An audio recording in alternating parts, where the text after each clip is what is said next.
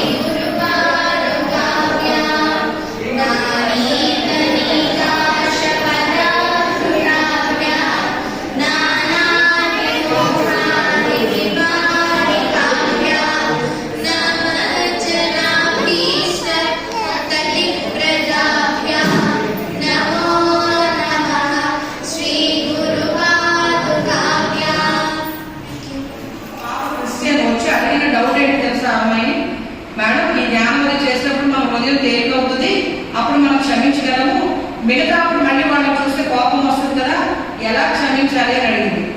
12 ఏళ్ల పాప. అంటే ఎంత ఆత్మజ్ఞానానికి ఎదురు చూస్తున్నారో ఆ బిడ్డలందరూ చూడండి.